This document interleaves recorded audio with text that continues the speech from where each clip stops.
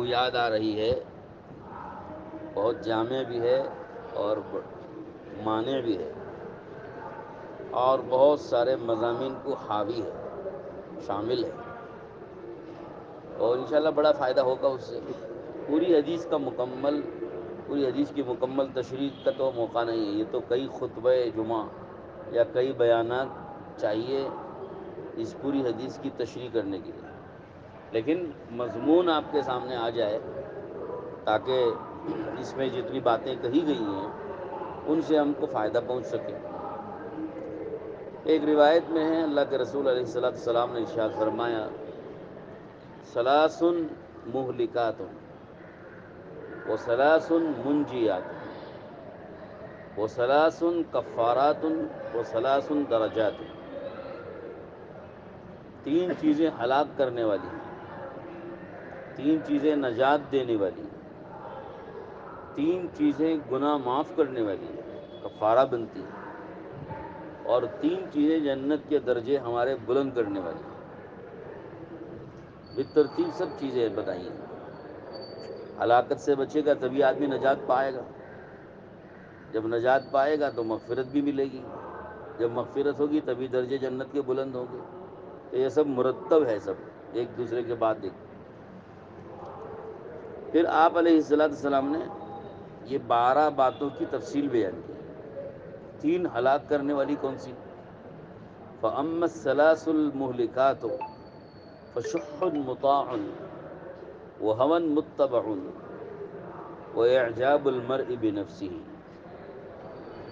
آپ نے فرمایا تین ہلاک کرنے والی چیزیں جو ہیں ان میں سے سب سے پہلی چیز ہے شح مطاع۔ شح کا معنی ایک تو ہے حرص اور لالچ، اور ایک اور معنی بھی اس کے ہیں خود غرضی۔ خود غرضی، آدمی خود غرض ہوتا ہے، تو شحن حرص و لالچ یا خود غرضی، ایسی حرص و لالچ اور خود غرضی جس کی اطاعت کی جائے، یعنی آدمی اسی کی اطاعت کرتا ہے، یعنی اسی کو مقصد حیات بنائے ہوئے ہے اور اسی کے پیچھے بھاگتا ہے۔ حرص اور لالچ اس کے پیچھے پیچھے بھاگ رہا ہے۔ فرمایا حضور صلی اللہ علیہ وسلم نے کہ انسان کو تباہ کر دینے والی چیز ہے۔ جس آدمی میں حرص پیدا ہو جائے، لالچ پیدا ہو جائے، خود غرضی پیدا ہو جائے۔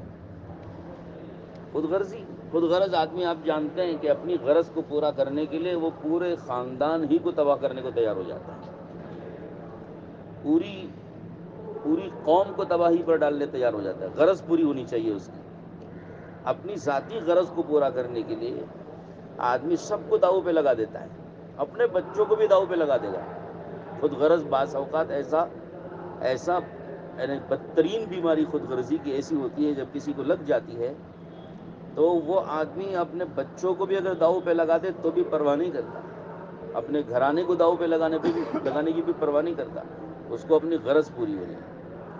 خود غرضی بہت بری بیماری ہے۔ ذرا سا اس کو بدل کر ایک اور تعبیر بھی اس کے لیے استعمال کر سکتے ہیں، ذاتی مفادات کو سامنے رکھنے والا۔ جب آدمی ذاتی مفادات کو پیش نظر رکھتا ہے کہ بھئی میرا مفاد پورا ہونا چاہیے، تو ذاتی مفادات کے پیچھے جب آدمی چلنے لگتا ہے تو اس کا پورا ذہن ہر کام میں، حتیٰ کہ دینی کاموں میں بھی اسی طرف چلتا ہے کہ ذاتی مفاد اس میں میرا کیا ہے۔ تو یہ بہت ہی بری بیماری ہوتی ہے۔ ایک ابھی قریب میں پڑوس ملکوں میں ایک ملک کے بڑے عالم نے خواب میں دیکھا اللہ کے رسول صلی اللہ علیہ وسلم سے، اور خواب میں آپ علیہ السلام نے ان کو یہ نصیحت فرمائی کہ امت کو یہ میرا پیغام پہنچا دو کہ اپنے ذاتی مفادات کو قربان کریں، امت کے اور اجتماعی مفادات کو ترجیح دیں۔ ذاتی مفادات کو چھوڑیں اور قربان کریں، اور اجتماعی مفادات اور امت کے مفادات کو ترجیح دیں۔ ظاہر ہے کہ یہ اتنی گہری بات ہے، یہ تو میں سمجھتا ہوں کہ ہم مقتداؤں کے لیے یہ بات کہی گئی. عام آدمی تو اس کو نہیں سمجھے گا. جو مقتدا ہوتے ہیں، بڑے ہوتے ہیں، جن کے پیچھے قوم چلتی ہے، چاہے سیاسی مقتدا ہوں، ملی مقتدا ہوں، دینی مقتدا ہوں. ہاں، تو جو ملی، دینی، سیاسی، قومی جو مقتدا ہوتے ہیں، ان کے لیے تو اس میں بہت بڑا پیغام ہے. عام طور پر مقتدا لوگ ہی سب سے زیادہ اس میں مبتلا رہتے ہیں کہ ذاتی مفادات کو ترجیح دیتے ہیں اور امت کے مفادات اور اجتماعی مفادات، قوم کے مفادات کو ذبح کر دیتے ہیں. سیاست میں ایک آدمی آتا ہے، سیاسی منسٹری جب اس کو ملتی ہے، کرسی اور عہدہ جیسی اس کو ملتا ہے، ایم ایل اے بنے، ایم پی بنے، جو بھی بنے، تو وہ سب سے پہلے یہ دیکھتا ہے کہ اس میں ذاتی مفادات میرے کیسے اس کو میں جمع کر سکوں، کیسے حاصل کر سکوں. تو لہذا وہ اپنا پوری مدت اقتدار وہ صرف اپنے ذاتی مفادات کو جمع کرنے اور ذاتی مفادات کے حصول میں سارے اثر و رسوخ، ساری اپنی قوت، سارا اپنا ہولڈ، اپنا کیا کہتے ہیں، اپنی قدرت اور اپنا قابو پورا اس کے لیے استعمال کرے گا کہ زیادہ سے زیادہ اس کے مفادات جو ہے وہ اس کے پورے ہو سکیں. چنانچہ اپنی پراپرٹی بنائے گا، اپنی جائیداد بنائے گا اور اپنی سواری اچھی کرے گا، اپنا مکان اچھا بنائے گا اور اپنا ایک زندگی کا سٹیٹس جو ہے بہت اعلیٰ اور اونچا کرے گا. پھر آپ قیاس کرتے جائیے، دیکھتے جائیے، چند دن میں دیکھتے دیکھتے بظاہر وہ چائے بیچنے والا ہوگا لیکن پورے ملک پر قابض ہو گیا. یعنی دیکھتے ہو گیا بہت سارے ایسے لوگ، میں تو ویسے ہی زبان سے نکل گیا چائے بیچنے والا، میں نے کوئی ارادہ نہیں کیا. تو ہر صاحب اقتدار کا یہی حال ہوتا ہے. اور ملی مقتداؤں میں بھی بہت کم مخلص لوگ ہوتے ہیں، بہت کم ہوتے ہیں مخلص لوگ. ملی مقتدا ملی اعتبار سے کوئی بڑے ہیں، قومی اعتبار سے کوئی بڑے ہیں، سیاسی اعتبار سے بڑے ہیں، دینی اعتبار سے بڑے ہیں.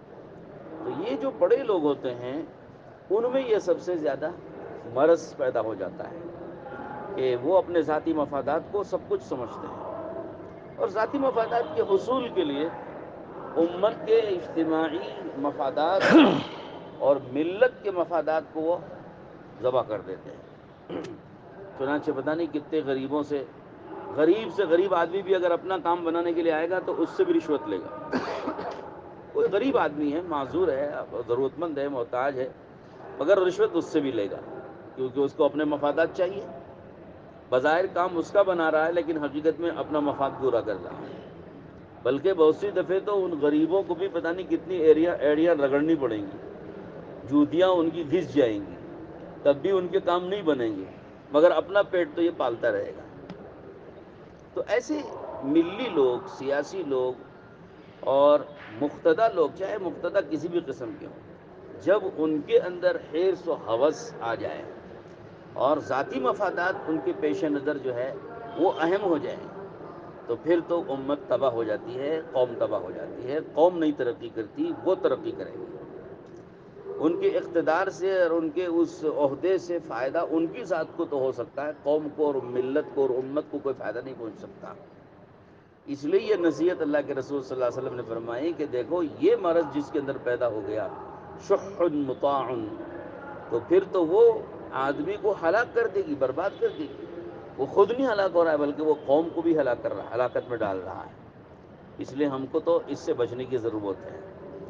ہاں، ذاتی مفادات، اس کے لیے وہ جو میں نے ابھی حضور صلی اللہ علیہ وسلم کے ایک خواب کے حوالے سے جو بات عرض کی، ہم اگر اس کو یاد رکھیں اور واقعتاً اگر ہمارے اندر اخلاص ہو، قوم کی خدمت کا جذبہ ہو، ملت کی خدمت کا جذبہ ہو، امت کی خدمت کا جذبہ ہو اور انسانیت کو نفع پہنچانے کے اگر جذبے ہوں گے تو آدمی اپنے مفادات کو چھوڑ دے گا، اپنے مفادات کا گلا گھونٹے گا، اپنے مفادات کو ذبح کرے گا، اپنے مفادات کو پیچھے رکھے گا اور امت کے اور قوم کے اور ملت کے اور لوگوں کے مفادات کو وہ ترجیح دے گا. چنانچہ ایسے خدمتگار بہت سی دنیا میں آتے ہیں، سامنے آتے ہیں کہ جنہوں نے اپنا کوئی بھلا نہیں کیا لیکن قوم کا بھلا کر کے جاتے ہیں. امت کا بھلا کر کے جاتے ہیں، لوگوں کا بھلا کر کے جاتے ہیں۔ اس کی مثالیں حضرات خلفائے راشدین کے زمانے سے تلاش کی جا سکتی ہیں۔ حضرات خلفائے راشدین حضرت ابوبکر و عمر و عثمان و علی رضی اللہ تعالیٰ عنہم اجمعین، پھر حضرت عمر بن عبدالعزیز، میں نے کل وہاں بات ہوئی تو سنایا تھا میں نے کہ حضرت عمر بن عبدالعزیز ایسی زبردست مثال ہیں، اتنے بڑے بادشاہ ہیں، آدھی دنیا پر تقریباً حکومت ان کی 2.5 سال حکومت کی ہے۔ ان کی اہلیہ محترمہ وہ بھی پشتہا پشت سے بادشاہوں کی نسل میں، باپ بادشاہ، شوہر بادشاہ، اور جو ہے بھائی بادشاہ، بادشاہوں کے خاندان کی بہت سارا زیور صندوق بھر کے سونے چاندی سے لدا ہوا وہ لے کے آئیں۔ عمر بن عبدالعزیز رحمۃ اللہ نے فرمایا کہ دیکھ، یہ سارا زیور تجھے جو اپنے شاہی خاندان سے ملا ہے، تم جانتی ہو کہ یہ تمہارے ان خاندان کے لوگوں کا اپنا ذاتی کمایا ہوا مال نہیں ہے، یہ لوگوں سے جمع کیا ہوا مال ہے، اور یہ لوگوں کی امانت ہے، یہ مال میرے ساتھ نہیں رہ سکتا۔ اب تم کو یا تو میرے ساتھ رہنا ہے یا مال کے ساتھ، تم کو اختیار ہے، اگر تم کو مال چاہیے پھر مجھے چھوڑ دو، اور میں چاہیے تو مال چھوڑ دو۔ تو وہ بھی تو خاتون ایسی تھی کہ صرف ایسی نہیں کہ دنیا دار تھی، بلکہ وہ دیندار بھی تھی، تقوی شعار تھی، پرہیزگار تھی۔ انہوں نے کہا آپ کی شخصیت کے مقابلے میں اس مال کی کیا حیثیت ہے، مجھے اس مال کی کوئی ضرورت نہیں ہے، مجھے تو آپ کی ذات چاہیے، آپ کی زوجیت میں رہنا اور آپ کی بیوی بن کر رہنا مجھے پسند ہے، یہ مال اس سے بڑی چیزیں اللہ مجھے دے دے۔ چنانچہ پورا مال لے جا کے بیت المال میں جمع کرا دیا، گھر خالی ہو گیا۔ 2.5 سال حکومت کر کے دنیا سے جا رہے ہیں تو وراثت میں اپنے بچوں کو کیا دے کے جا رہے ہیں؟ علماء نے لکھا ہے تاریخ میں، حضرات علماء بھی بیٹھے، پوچھ لیجیے، جب بچوں کو مال تقسیم ہوا ان کی وراثت کا، کسی کو 1 دینار، کسی کو 2 دینار مل رہے ہیں۔ کیا ٹھکانہ ہے؟ ہاں؟ ایک بادشاہ آدھی دنیا پر حکومت کر کے جا رہا ہے اور وراثت میں بچوں کو اتنا تھوڑا سا مال۔ اب وہ جو بیوی کے خاندان کے لوگ تھے، بھائی جو اس کو سالے کہتے ہیں یا بچوں کے ماموں کہتے ہیں، وہ آ گئے مرض الوفات کے موقع پہ، موت کے وقت پہ حضرت کے پاس آ گئے کہ آپ نے اپنے بچوں کو تو مار دیا، کہ آپ نے بچوں کو کوئی وراثت چھوڑی نہیں، کوئی مال چھوڑا نہیں، ان بچوں کو آپ غریب بنا کے جا رہے ہیں، محتاج بنا کے جا رہے ہیں۔ وہ تو سب شہزادے تھے نا، ان کے پاس تو مال و دولت کی ڈھیر تھی، تو ان کو نظر آ رہا تھا کہ یہ تو محتاج بن جائیں گے، فقیر بن جائیں گے، یہ کیا کھائیں گے، کیا پئیں گے، اس حالت میں ان کو چھوڑ کے جا رہے ہیں۔ اعتراض کیا انہوں نے حضرت عمر بن عبدالعزیز رحمۃ اللہ علیہ پر۔ حضرت نے فرمایا کہ میں نے ان بچوں کو دین سکھایا ہے، دیندار بنایا، تقوی سکھایا ہے، اور میں نے ان کو اللہ سے لینا سکھا دیا ہے۔ اگر یہ اس دین پر قائم رہے اور اللہ سے لینے والے بنے تو یہ اپنی حاجتیں، ضرورتیں اللہ سے پوری کر لیں گے۔ اور میں نے کوئی حرام مال جمع نہیں کیا، لوگوں کا ناجائز طریقے سے جمع نہیں کیا، خود میری اپنی کوئی ایسی کمائی تھی نہیں کہ میں ان کو مال دے کے جاتا، تو میں نے ان کو اللہ سے لینے والا بنا دیا ہے، جو ان کی ضرورت ہوگی یہ اللہ سے مانگ کے پوری کر لیں گے۔ دین سکھا دیا میں نے، تو جو اصل چیز سکھانے کی تھی وہ سکھا دیا میں نے۔ تو لوگ جانتے ہیں کہ حالات بدلے، دنیا نے دیکھ لیا، جو جن شہزادوں کو اعتراض ہوا تھا ان بچوں کی غربت پر، اور عمر بن عبدالعزیز رحمۃ اللہ علیہ کے مال چھوڑ کر نہ جانے پر اعتراض ہوا تھا، جن شہزادوں کو، ان شہزادوں کا حال یہ تھا کہ وہ اپنے باپ داداؤں کی کمائی اور وہ دولت کھا پی کر کے، مزے اڑا کر کے، گلچھرے اڑاتے ہوئے، پتہ نہیں کیا کیا عیش و عشرت میں اس کو برباد کرتے ہوئے، اسراف فضول خرچی میں لگاتے ہوئے مال پورے کا پورا تباہ و برباد کر دیا۔ مال استعمال کرنا تو آتا نہیں تھا، مال استعمال کرنے کا طریقہ سیکھا نہیں ہے، مال تو آیا لیکن مال کے استعمال کرنے کا طریقہ تو سیکھا نہیں ہے، تو مال پورے کا پورا اڑایا، برباد کیا، کھایا پیا، یہاں تک کہ نوبت یہ آئی کہ ایک دن مال ختم ہو گیا، اور ختم اتنا ہو گیا کہ اب ان کو اپنے بھوک پیاس مٹانے کے لیے جامع مسجد کی سیڑھیوں پہ بیٹھ کے لوگوں سے بھیک مانگنی پڑی، لوگوں نے دیکھا۔ اور حضرت عمر بن عبدالعزیز رحمۃ اللہ علیہ کے بچوں کو بھی لوگوں نے دیکھا کہ ایک وقت میں 1,000 جانور اللہ کی راہ میں صدقہ کرنے والے بن گئے۔ تلک الایام نداولها بین الناس، حالات اللہ پاک بدلتے ہیں لوگوں کے. آج کا مالدار کل کا فقیر ہوتا ہے، اور آج کا فقیر کل کا مالدار ہوتا ہے. تو زیر و زبر اللہ کر دیتے ہیں، حاکم کو محکوم، محکوم کو حاکم بنا دیتے ہیں، چھوٹے کو بڑا، بڑے کو چھوٹا بنا دیتے ہیں. تو اللہ رب العزت تو بڑی قدرت والے ہیں. ساری کائنات تو ان کی دو انگلیوں کے درمیان، جدھر چاہے جس طرف چاہے پلٹ دے. بہرحال اللہ رب العزت نے ہم کو یہ ساری پاکیزہ زندگی، ایک پاکیزہ زندگی سکھائی ہے، دی ہے. اس حدیث پاک میں جو رہبری ہم کو ملتی ہے وہ یہ ہے کہ ذاتی مفادات کو آدمی ترجیح نہ دے. تو اللہ پاک دنیا بھی چمکائیں گے، آخرت بھی چمکائیں گے. اور اگر ذاتی مفادات کو ترجیح دے کے اپنی ذاتی اغراض کو پورا کرنے کے پیچھے لگے گا تو خسرت دنیا والآخرہ، یہاں بھی برباد وہاں بھی برباد. یہی عمر بن عبدالعزیز کی میں نے مثال اسی پر دی کہ انہوں نے اپنے ذاتی مفادات کو ترجیح نہیں دی، بلکہ اپنا ذاتی مال بھی خرچ کر کے خالی ہاتھ گئے دنیا سے، ذاتی مفادات کو قربان کر دیا. لیکن امت کے مفادات ایسے زبردست طریقے سے پورے کیے عدل و انصاف کے ساتھ کہ ان کی زمانے میں اتنا عدل و انصاف قائم تھا کہ جانور بھی کسی دوسرے جانور پر ظلم کرنے کی ہمت نہیں کرتا تھا. ایسا عدل و انصاف کہ زمین پر حاکم ایسا عادل موجود ہے کہ وہ ہر ظالم کا ہاتھ روک سکتا ہے، مظلوم کو مظلومیت کا بدلہ ظالم سے دلا سکتا ہے. یہ احساس جانوروں کو تک تھا، تو جانور بھی کسی دوسرے جانور پر ظلم کرنے کا ارادہ نہیں کرتا تھا. بھیڑیے اور بکریاں ایک ساتھ کھا رہے ہیں، چر رہے ہیں، پھر رہے ہیں، اور بھیڑیے کو ہمت نہیں کہ بکریوں پہ حملہ کرے. چرواہا نے جنگل میں دیکھ لیا، اچانک ایک بھیڑیے نے حملہ کر دیا بکری پہ. چرواہا نے یہ منظر دیکھا تو ایک اچنبھا لگا اور ایک عجیب لگا کہ اتنے دنوں سے ایسی بات نہیں ہوئی تھی، آج کیسے ایسی بات ہو گئی.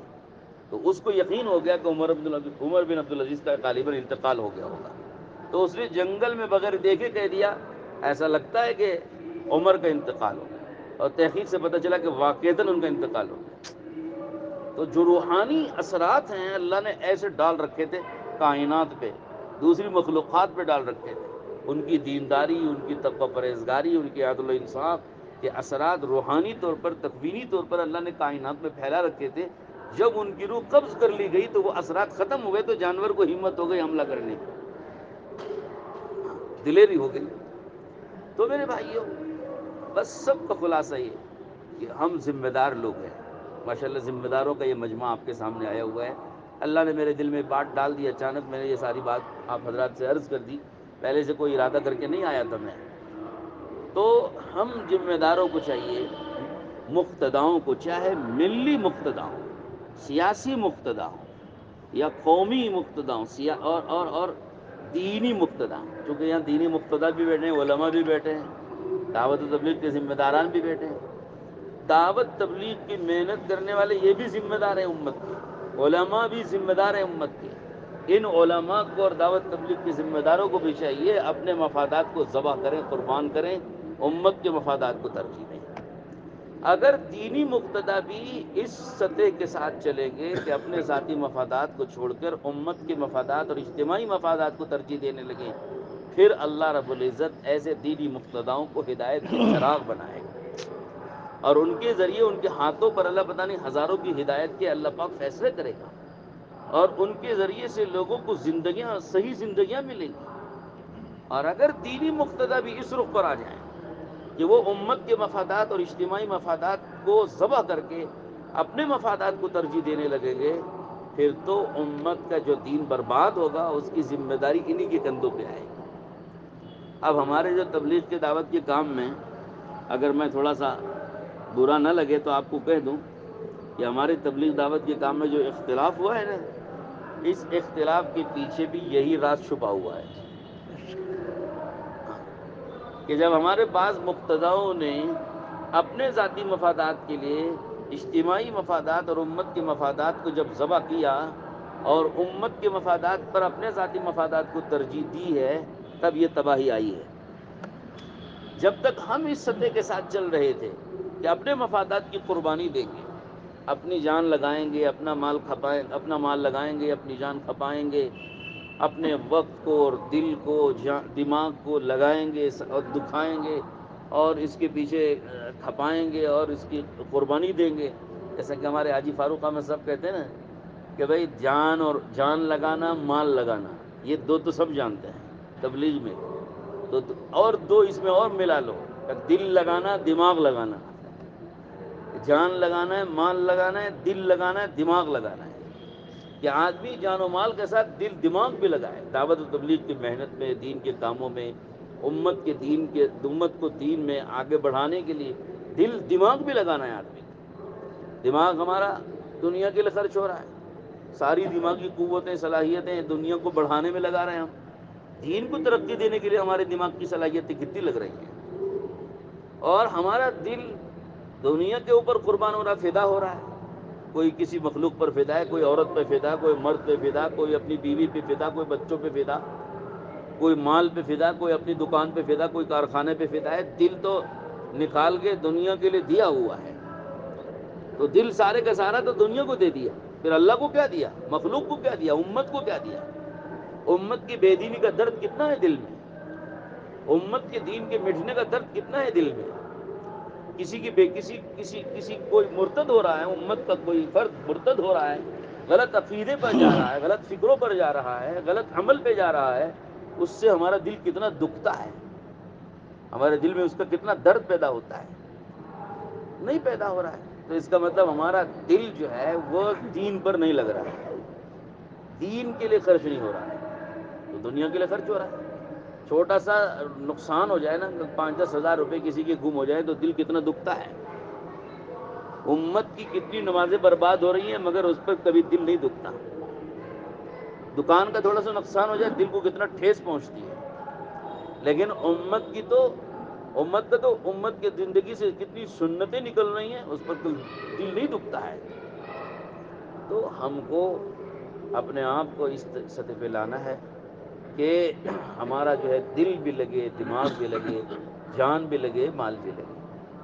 تب جا کے پروان چڑھتا ہے، پروان چڑھتی ہے امت، اور امت کا دین پنپتا ہے، اور امت کو دین پر استقامت ملتی ہے، اور ہماری جان و مال سے امت کی صلاحیتیں جو ہے وہ نکھر کے آتی ہیں. اس پر میں نے یہ بات اس پر عرض کی کہ اجتماعی مفادات، امت کے مفادات کو ترجیح دینا ہے، اپنے مفادات کو قربان کرنا ہے. یہی ہے شح مطاع کے ذریعے سے ہمیں سمجھایا گیا. ورنہ اگر آدمی اس کے برعکس چلے گا کہ اپنے مفادات کو ترجیح دے گا اور امت کے مفادات کو ذبح کر دے گا، اس کی پرواہ نہیں کرے گا، تو پھر تو ہلاکت والی چیز ہے، شح مطاع. بہرحال یہ ایک تفصیل تھوڑی سی لمبی وعدے کے خلاف ہو گئی. وعدہ تھا کہ تفصیل نہیں کریں گے، وعدے کے خلاف تفصیل کر دی میرے نے.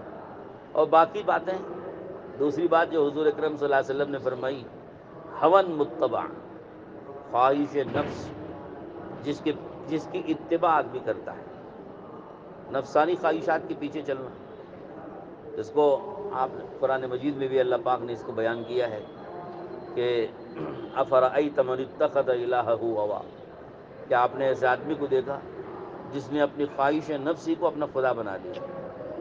کہ وہ پیچھے کسی کی چلتا ہے تو خواہش نفس، یعنی آنکھ دیکھتی ہے تو خواہش کے مطابق، زبان بولے گی اپنی خواہش کے مطابق، کان سنیں گے تو اپنی خواہش کے مطابق، دماغ سوچتا ہے خواہش کے مطابق، ہاتھ کسی چیز کو چھوتا ہے تو اپنی خواہش کے مطابق، پیر کسی طرف بڑھتے ہیں تو خواہش کے مطابق.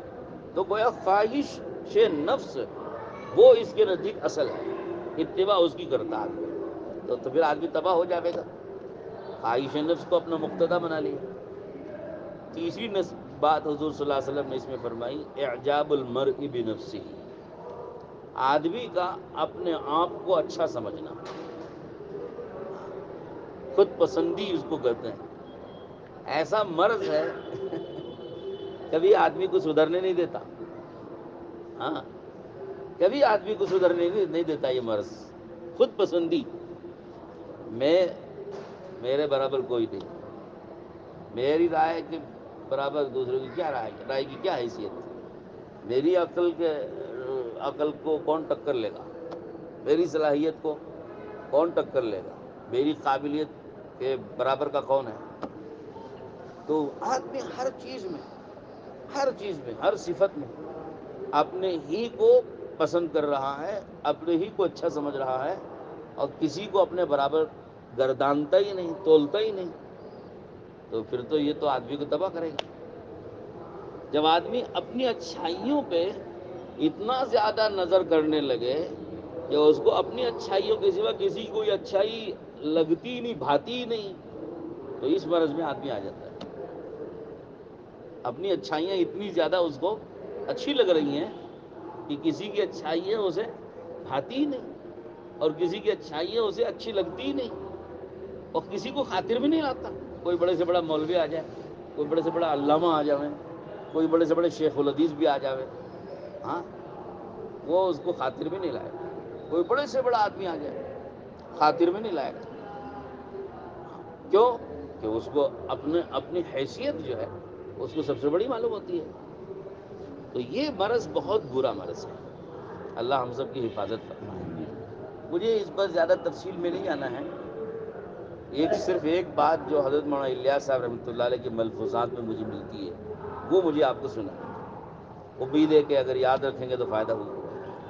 یاد رکھیں گے نا؟ انشاءاللہ۔ حضرت مولانا الیاس صاحب رحمۃ اللہ نے فرمایا کہ اللہ نے ہم کو 2 آنکھیں دی۔ ایک آنکھ اس لیے دی تاکہ اس سے اپنی کمیاں دیکھو، اس سے اپنی کمی دیکھو، اپنے عیب دیکھو، اپنی کمزوریاں دیکھو، اپنی برائیاں دیکھو۔ اور دوسری آنکھ اللہ نے اس لیے دی تاکہ اس سے دوسروں کی خوبیاں اور اچھائیاں دیکھو۔ دوسروں کی خوبیاں ہیں، دوسروں کی اچھائیاں ہیں، دوسروں کی صلاحیتیں ہیں، وہ دیکھو۔ دونوں آنکھوں کا کام الگ الگ ہے۔ سمجھانے کا ایک انداز ہوتا ہے، یہ مطلب نہیں ہوتا کہ آپ ایک آنکھ بند کر کے اپنی برائی دیکھو، دوسری آنکھ کھول کر کے دوسروں کی اچھائی دیکھو، یہ مطلب نہیں ہوتا ہے۔ سمجھانے کا ایک انداز ہے کہ اللہ نے 2 آنکھیں دی ہیں 2 کام کرنے کے لیے۔ بھائی ایک کام ہم کو یہ کرنا ہے کہ اپنی اچھائیاں نہیں دیکھ رہے بلکہ اپنی کیا دیکھنا ہے؟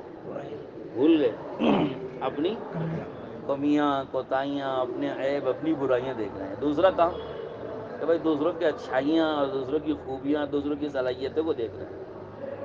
حضرت نے فرمایا افسوس ہے کہ ہماری دونوں آنکھوں نے دونوں کام چھوڑ دیے۔ ہماری دونوں آنکھوں نے دونوں کام چھوڑ دیے، بلکہ ایک تیسرا کام دونوں نے مل کے لے لیا۔ دونوں نے مل کے تیسرا کام کیا لے لیا؟ دوسروں کے عیب دیکھنا، دوسروں کی کمیاں دیکھنا، دوسروں کی برائیاں دیکھنا، دوسروں کی کمزوریاں دیکھنا۔ یہ دونوں نے مل کے یہ کام لے لیا۔ فرمایا کہ جب دونوں نے اپنا اپنا کام چھوڑ دیا اور تیسرا کام لے لیا، جبکہ یہ کام ہمارا تھا ہی نہیں، تو اس کا نقصان کیا ہوگا؟ اس کا نقصان یہ ہوگا کہ جب آدمی کو اپنی کمی کوتاہیوں اور عیبوں اور برائیوں پہ نظر نہیں ہوگی، اس کی کبھی اصلاح نہیں کرے گا۔ اور جب دوسروں کی اچھائیاں اور خوبیوں پر نظر نہیں رہے گی تو کبھی دوسروں کی صلاحیتوں سے فائدہ نہیں اٹھائے گا۔ اس کے اندر وہ خوبیاں اس کے اندر کبھی نہیں آنے کی۔ اب اس کا نقصان یہ ہوتا ہے کہ جو اپنی اچھائیاں وہی سب کچھ نظر آتی ہیں اس کو، وہی اعجاب المرء بنفسہ، یہ مرض اسی سے پیدا ہوتا ہے۔ اور پھر اس سے بھی زیادہ خطرناک بیماری اس کی وجہ سے اور پیدا ہوتی ہے، وہ کیا؟ کہ دوسروں کی حقارت، اس سے یہ پیدا ہو جاتا ہے۔ اللہ تعالی ہم سب کی حفاظت فرماوے۔ آپ حضرات بڑی دور سے تشریف لائے، قربانیاں دے کر کے، اچھی اچھی باتیں سننے کے لیے آئے، تو یہ تو پورے کے پورے آپریشنس ہو گئے۔ آپ بھی سوچ رہے ہوں گے کہ بھائی یہ تو پورے آپریشنس ہو گئے، ہے نا، زخم لگنے والی باتیں ہو گئی۔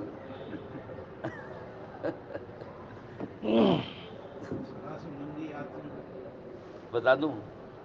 چلے ٹھیک ہے۔ اللہ تعالیٰ یہ سلاس المہلکات تو ہے ہی زخم لگنے کی بات۔ چلیے 3 چیزیں نجات دینے والی، صرف فہرست گنا، نام سنا دیتا ہوں، تشریح نہیں، وعدہ اب پورا کروں گا ضرور۔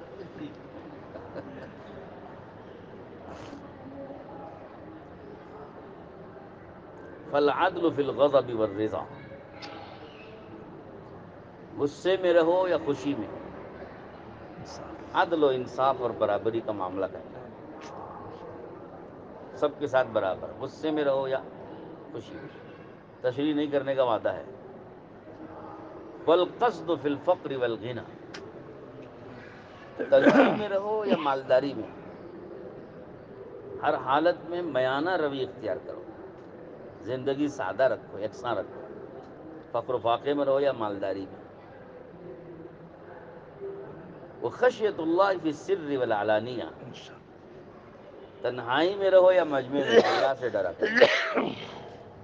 مجمع میں تو ہمارے ایک بزرگ فرماتے ہیں حضرت تھانوی رحمۃ اللہ علیہ، مجمع میں تو سب اللہ سے ڈرتے ہیں، کمال یہ کہ آدمی تنہائی میں اللہ سے ڈرے، ضرورت آج اس کی زیادہ ہے. تو یہ تین نجات دینے والی چیزیں ہیں، تین کفارات ہیں، گناہ معاف کرنے والی تین چیزیں ہیں.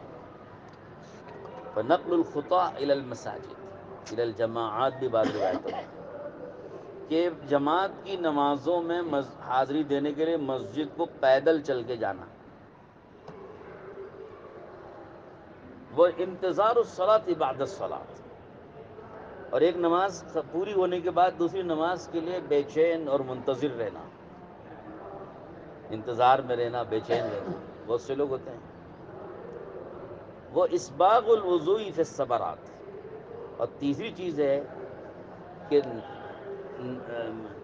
ناگوار موقعوں پہ وضو پورا کرنا.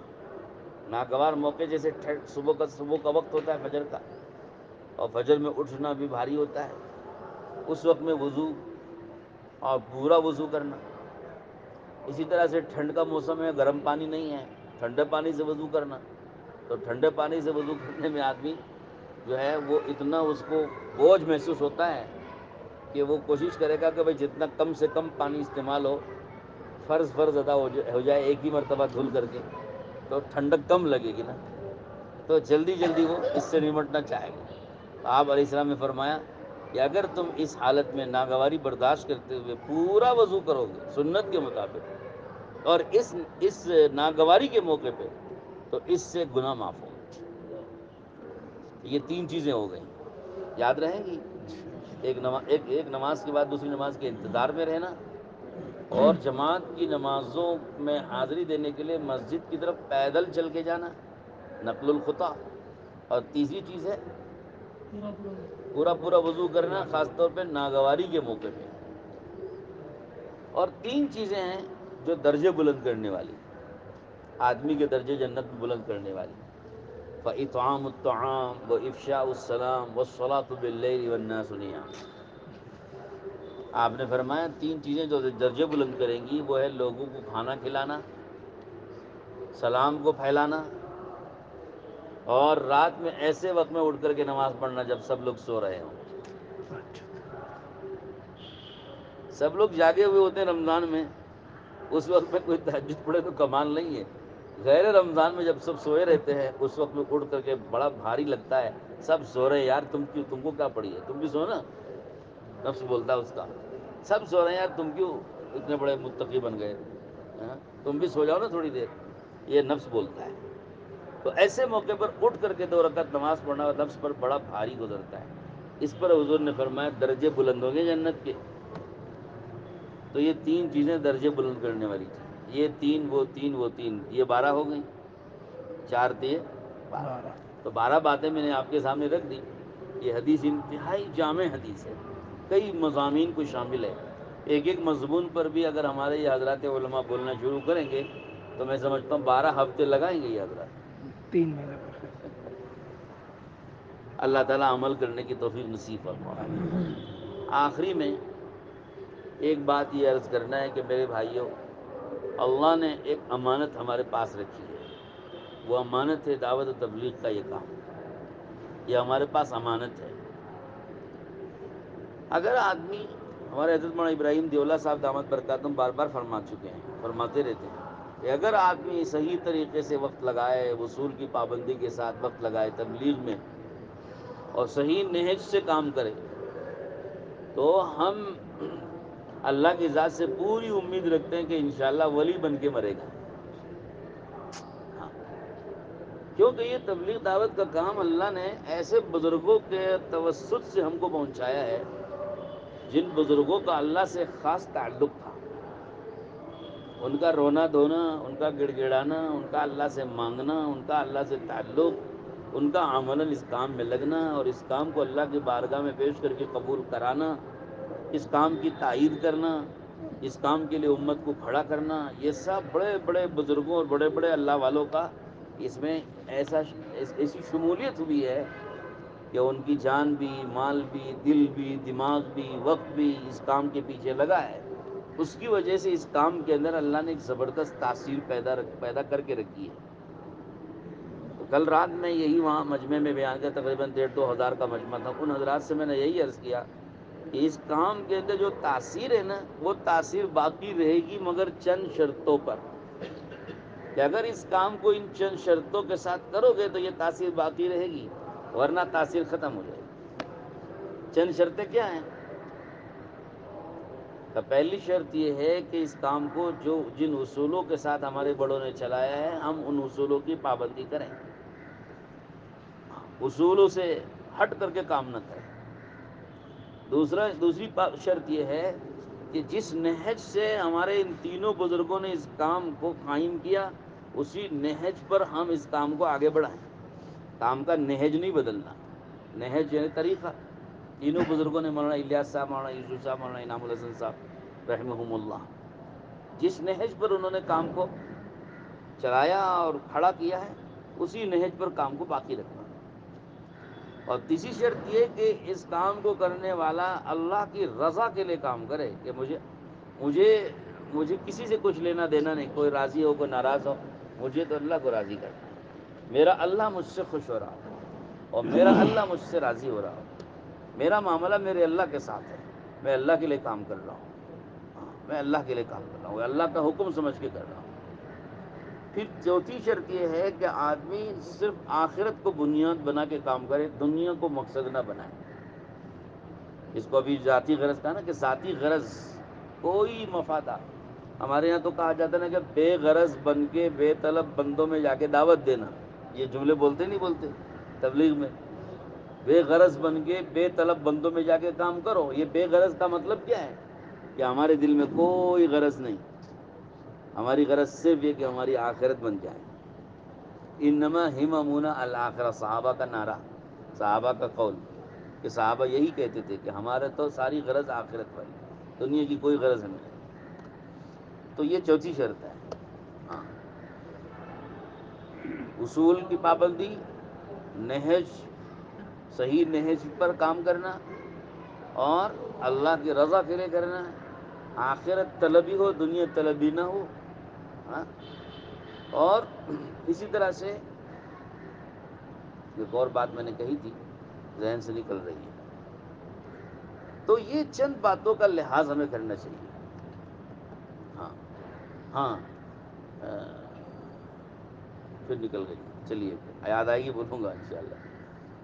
اب اگر ہم ان شرطوں کے ساتھ اس تبلیغ کے کام کو کریں گے تو اس کام میں جو تاثیر رکھی اللہ نے، وہ تاثیر ہماری ذات سے لے کر پوری امت تک اور امت کی ہر فرد تک ظاہر ہوتی رہے گی، اور یہ کام جو آدمی لے کے چلے گا اس کی ذات میں یہ تاثیر نظر آئے گی۔ میں نے ایک مرتبہ میاں جی سے پوچھا کہ میاں جی کیا بات ہے، پہلے زمانے میں لوگ 3 دن لگاتے تھے تو زندگی بدل جاتی تھی، اور آج 4 مہینے بھی لگا کے جو کہ تم واپس آتے ہیں، وہ کیا وجہ ہے؟ تو میاں جی نے مجھ سے فرمایا کہ پہلے کے لوگوں کے دل پاک تھے، پہلے کے لوگوں کے دل پاک تھے۔ اب اس کے بعد کا جملہ نہیں بولنا ہے، تو مطلب ہے کہ دل اتنا پاک و صاف تھا کہ بالکل جس کو کہتے ہیں نا کہ بھائی ایک کچی دیوار، کہ جو اس میں ڈالو اتر جاؤ۔ تو پہلے کے لوگ دل پاک دل لے کے چلتے تھے، زندگی بنانے کے ارادے سے چلتے تھے، صاف دل ہے، سلیٹ ہے، اس پر جو لکھو وہ لکھ لیا جاوے، دل میں کوئی اغراض نہیں، دل میں کوئی مقصد نہیں، دل میں کوئی بری نیت نہیں، پاک صاف دل، خالی دل، کہ آپ جو ڈالو گے ہم لیں گے۔ تو لہذا 3 دن بھی لگتے تھے نا، اس 3 دن میں ان کو جو کچھ ملتا تھا سب لے لیتے تھے اور زندگی بدل جاتی تھی، یو ٹرن لے لیتی تھی زندگی۔ اور اب ہم اپنے دل میں جو کچھ پہلے سے بھرا ہوا ہے وہ بھرا ہوا ہی لے کے جاتے ہیں، اس کو خالی کرنا نہیں چاہتے۔ تو وہ نئی چیز جو آنی ہے نا اللہ کی طرف سے، وہ کہاں رکھی جائے گی؟ یہ پہلے سے دل بھرا ہوا ہے، مشغول ہے، دل مشغول ہے۔ دنیا کی محبتوں سے، دنیا کی اغراض سے وغیرہ وغیرہ. تو اس لیے ہم جس طرح جاتے ہیں اسی طرح واپس آ جاتے ہیں. دل کو اگر فارغ رکھیں، خالی رکھیں، صاف ستھرا پاک دل، تو پھر اس دل میں اب اللہ کی طرف سے جو نعمت دین کی ملے گی وہی آوے گی. تو یہ پہلے کے لوگوں میں ہوتا تھا، دل خالی کر کے لے جاتے تھے اور بھرتی کر کے لاتے تھے. تو اب ہم پہلے سے بھرتی دل لے کے جاتے ہیں تو بھرنے کے لیے کوئی جگہ ہی نہیں ہوتی وہاں پہ. اللہ ہم سب کو اس کی توفیق نصیب فرما رہے ہیں. تو بات یہ چل رہی تھی کہ اگر تبلیغ دعوت کے کام کو ان تمام شرائط کے ساتھ کیا جاوے تو انشاءاللہ اس کا جو نفع ہے پکی بات ہے، نفع یقینی ہے. اللہ نے تاثیر رکھی ہے. تاثیر ظاہر اس لیے نہیں ہوتی کہ ہم ان شرطوں کی خلاف ورزی کرتے ہیں، یا تو بے وصولی ہوتی ہے، وقت لگاتے ہیں مگر بے وصولی سے، یا پھر نہج کی پابندی نہیں کرتے، جو من میں آیا جیسے من میں آیا کرتے رہتے ہیں. جو کام جس نہج سے بڑوں نے چلایا نا، تینوں بزرگوں نے، اس نہج سے کام نہیں کرتے، نئی نئی باتیں چلاتے ہیں. آج کل جیسے آ گئی ہیں نظام الدین والے، ہمارے پاس حضرات خود ہی اس کو چلانے لگے ہیں، نئی نئی باتیں. تو نہج کی پابندی انہوں نے ختم کر دی، نیا نہج لانے لگے کام میں. تو اس کی وجہ سے جو تاثیر پہلے سے چل رہی تھی 100 سال سے، وہ تاثیر اب ختم ہونے لگی. اور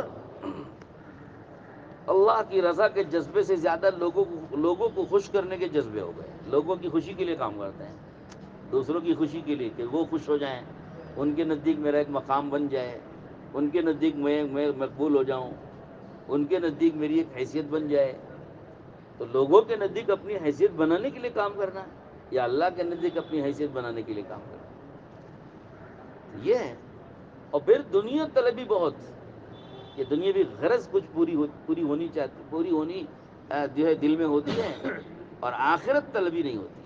اس لیے کام کا جو نفع ملنا چاہیے وہ نہیں ملتا ہے. بس میں مختصر عرض کر رہا ہوں. ایک مثال میں نے سنا ہی کل وہاں رات میں مجمع کو، وہ مثال بہت خوش ہوئے لوگ، بڑی پسند آئی، آپ کو بھی سنا دیتا ہوں. سنیں گے انشاءاللہ؟ یاد رکھیں گے نا انشاءاللہ؟ پتہ نہیں آپ کو پسند آئے نہ پسند آئے، نہیں پسند آئے تو واپس دے دیں. ہمدرد کمپنی، مثال بول رہا ہوں، فرضی مثال مان لو اس کو. ہمدرد کمپنی، اس کی فلاں فلاں بیماری کی دوا بنتی ہے، دوا کا نام معلوم ہے، سمجھے نا. اب اس دوا کا ایک فارمولہ ہوتا ہے، اور وہ فارمولے کے مطابق اس میں جو چیزیں ڈلی جائیں گی سب کے سب بالکل اصلی اور فرسٹ کلاس، ایک دم اصلی، نقلی نہیں، کوالٹی مینٹین کرتے ہوئے وہ چیزیں اس میں ڈالی جا رہی ہیں. تو کمپنی ہے ہمدرد، دوا کا نام ہے فلاں، اور اس کا ایک فارمولہ، اور اس میں جو چیزیں ڈلی گئیں وہ پوری فرسٹ کوالٹی والی اصلی چیزیں ڈلی گئی. وہ چل رہی تھی، مقبول ہو گئی، لوگوں میں کلک ہو گئی. اب جو آدمی وہ دوا کھا رہا ہے نفع ہو رہا ہے، جو جس بیماری کے لیے وہ دوا بنی وہ دوا استعمال کر رہا ہے، وہ بیماری دور ہو رہی ہے. تو لوگوں میں نام ہو گیا اور برانڈ جو ہے مشہور ہو گیا ہمدرد کا. بھائی ہمدرد کی دوا لاؤ، ہمدرد کا فلاں معجون فلاسفہ لاؤ، ہمدرد کا فلاں معجون آرد خرما لاؤ، مثال بول رہا ہوں. دوا آدمی منگاتا ہے کیونکہ اس کو تجربہ ہو گیا کہ بھائی یہ برانڈیڈ کمپنی ہے، اس کمپنی کی فلاں دوا کھاؤ تو بہت نفع فائدہ ہو رہا ہے، بڑا اثر ہو رہا ہے، بیماری دور ہو رہی ہے. ہوا ایک حادثہ کہ ہمدرد کمپنی کو کسی نے خرید لیا، بک گئی. اب جس نے ہمدرد کمپنی کو خرید لیا اس نے کیا کیا، کمپنی کا نام باقی رکھا، دوا کا نام بھی باقی رکھا، فارمولہ بدل دیا، کوالٹی چینج کر دی، فارمولہ بھی بدل دیا اور کوالٹی بھی چینج، کوالٹی میں بھی تبدیل کر دی. تو فرسٹ کوالٹی کا مال ڈالتا تھا تو اس نے اب اس میں سیکنڈ تھرڈ کوالٹی کا مال ڈالنا شروع کیا. اب وہی دوا بازار میں آ رہی ہے اور لوگ کھا رہے ہیں تو فائدہ نہیں ہو رہا ہے، صحت نہیں ہو رہی ہے، بیماری نہیں جا رہی ہے.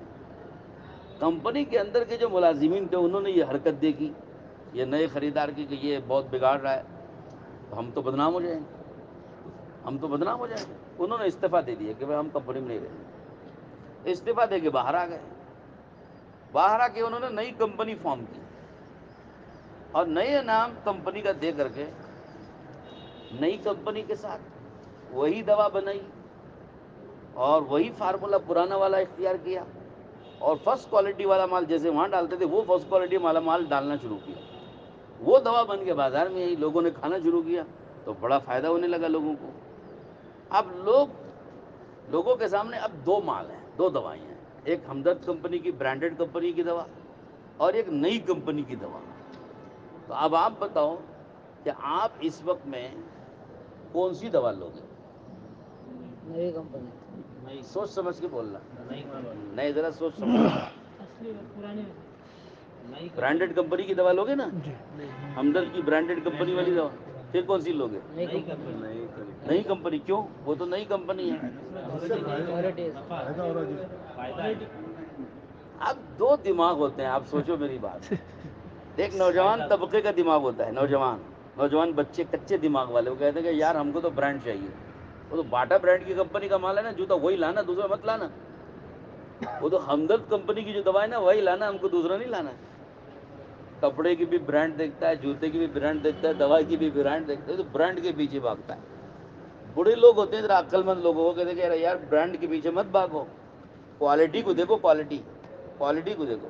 نئی کمپنی اگر اچھی کوالٹی کا مال تم کو دے رہی ہے، اس برانڈڈ کمپنی سے بھی اچھا مال تم کو یہاں مل رہا ہے، تو تم کیوں برانڈ کے پیچھے بھاگتے ہیں؟ تو کہنے نہیں یار وہ نئی کمپنی ہم کو معلوم نہیں وہ کیا کون بنایا، وہ نئی کمپنی ہے، یہ برانڈڈ کمپنی پرانی کمپنی ہے. تو نوجوان طبقے کا دماغ ہوتا ہے برانڈ کے پیچھے بھاگنا، اور سمجھدار طبقے کا اور ذرا عقل مند لوگ اور بوڑھے لوگوں کا مزاج ہوتا ہے کوالٹی کی طرف بھاگنا. تبلیغ کا یہ اختلاف بالکل اسی طرح کا ہے. بات سمجھ آ گئی؟ تو اب آپ برانڈ کے پیچھے بھاگو گے کوالٹی کے پیچھے بھاگو گے؟ بس جب یہ میں نے مثال دی تو سارا مجمع کہنے لگا کہ بس اس مثال سے ہم کو بات پوری سمجھ میں آ گئی کہ ہمارا سارا دعوت تبلیغ کی جو محنت اس وقت میں چل رہی نا بالکل صحیح 100% اس پر. شکیل بھائی بتاؤ، بالکل 100% فٹ ہو رہی اس پہ. تو بھائی جب ایک معروف اور مشہور ہو گئی کمپنی، اس لیے مشہور ہوئی تھی کہ انہوں نے چند چیزوں کو مینٹین کیا تھا. کوالٹی مینٹین کی تھی اور فارمولا صحیح اپنایا تھا. جب کمپنی کو دوسروں نے خرید کر گئے، یہ خیانت کر دی، فارمولا بھی چینج کیا، کوالٹی کو بھی تبدیل کر دیا، لو کوالٹی ڈالنا شروع کر دیا، تو ظاہر سی بات ہے کہ جو لوگ زمانے زراعت سے وہاں کام کر رہے ہیں ان کو معلوم ہے کہ بھائی یہ جو چیز ڈالی جا رہی سب نقلی ہے، یہ تو لوگوں کو بگاڑ دے گی اور فائدہ کیا پہنچائے گی، ہو سکتا ہے کہ یہ لوگوں کو نقصان پہنچائے صحت کو. وہ دیکھ رہے ہیں اندر، تو وہ امانت داری ان کی یہ ہے کہ وہ باہر آ گئے، کیونکہ انہوں نے دیکھا کہ اس میں یہ کوالٹی کو مینٹین نہیں کر رہے ہیں، اصلی چیزیں ڈالنے کی وجہ نقلی چیزیں ڈال رہے ہیں، اور اسی پیسے پر بلکہ قیمت بھی بڑھا دیا، دوائی کی قیمت بھی بڑھا دی، مال ڈال رہے نقلی. تو ان کو خدشہ ہوا کہ بھائی ہم بدنام ہو جائیں گے، کل کے دن پکڑے جائیں گے، یہاں ریڈ ہوگا تو سب پھنس جائیں گے. تو انہوں نے سلامتی اس میں سمجھی کہ ہم نکل کے باہر آ جائیں، استعفیٰ دے کے باہر آ گئے. ان کو معلوم ہے کہ یہ مال جائے گا، یہ دوا جائے گی، لوگوں کو صحت نہیں ملے گی، بیمار ہو جائیں گے لوگ، تو اس لیے باہر آ گئے.